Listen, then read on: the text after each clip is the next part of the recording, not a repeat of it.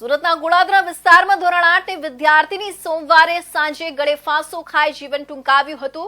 જો કે સ્કૂલની ફી ન ભરતા સ્ટાફ દ્વારા વિદ્યાર્થીને ક્લાસમાં અને ટોયલેટ પાસે ઊભી રાખવામાં આવતા પગલું ભરી લીધું હોવાનો પરિવારે આક્ષેપ કર્યો હતો, જ્યારે સ્કૂલ સંચાલકોએ આક્ષેપને ખોટો ગણાવ્યો છે।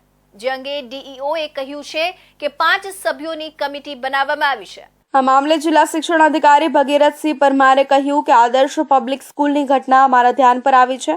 ધોરણ 8ની વિદ્યાર્થીની આપઘાત કર્યો છે। આ મામલે અમે 5 સભ્યોની કમિટી બનાવી તપાસ શરૂ કરી છે અને વિદ્યાર્થીનીના મિત્રો અને પરિવારજનોના નિવેદન લેવાનું શરૂ કર્યું છે અને રિપોર્ટ બાદ જો શાળા સામે કોઈ વાંધો જણાશે તો તેના વિરુદ્ધ કાર્યવાહી કરાશે।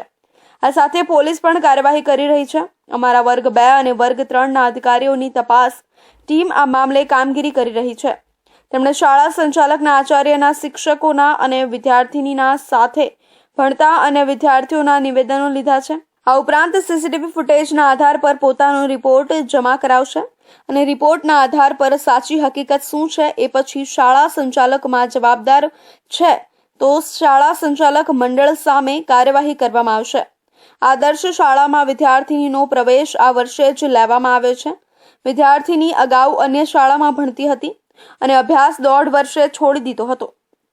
આ શાળામાં પ્રવેશ મેળવી ફરી અભ્યાસ શરૂ કરેલો છે। આ વિદ્યાર્થીની સાથે તેની બેન પણ ભણતી હતી।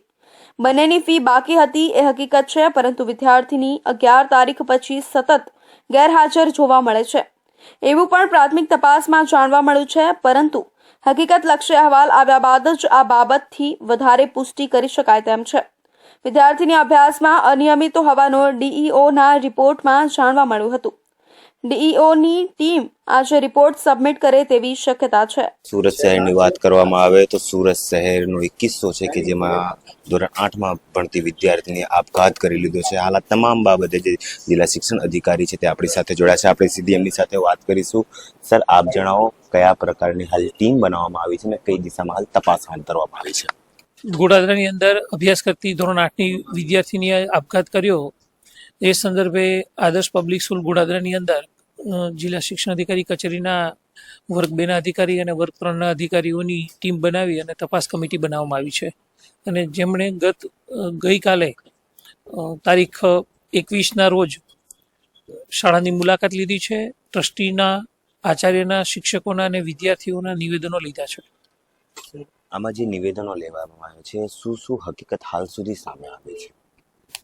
વિદ્યાર્થીની સતત ગેરહાજર રહેતી હતી અને વિદ્યાર્થીની અન્ય શાળામાં હતી અને એને અભ્યાસ છોડી દીધો હતો, પરંતુ એમના વાલી દ્વારા ચાલુ વર્ષે જ આ શાળાની અંદર એમની પહેલા ધોરણમાં એક દીકરી અને બીજા ધોરણ આ દીકરી જે આપઘાત કરેલો છે એ દીકરી બંનેના પ્રવેશ લેવડાવેલા હતા। ફીસ કેટલી બાકી હતી? શું બંને દીકરીઓની બાકી હતી? કઈ રીતે હતું આખું? ફીસ બાકી છે એવું જણાવેલું છે। રિપોર્ટ હજી મારી પાસે આવવાનો બાકી છે। વધારે વિગતવાર અહેવાલ તપાસ કર્યા પછી જે આવશે પછી જાણવા મળશે, પરંતુ વિદ્યાર્થીની 11 તારીખ પછી શાળાએ બિલકુલ ગઈ નથી અને આ ઘટના જે છે 20 તારીખના રોજ બની છે અને વાલીએ આક્ષેપ આવો કર્યો છે, પરંતુ તપાસ થયા બાદ જ સાચી હકીકત બહાર આવી શકે તેમ છે।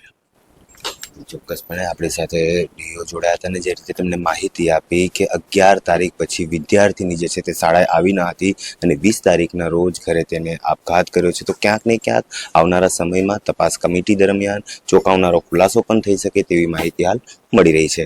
કેમેરામેન રવિ વેંડે સાથે હું અમિત રાજપૂત, ઇન્ડિયા ન્યૂઝ ગુજરાત, સુરત।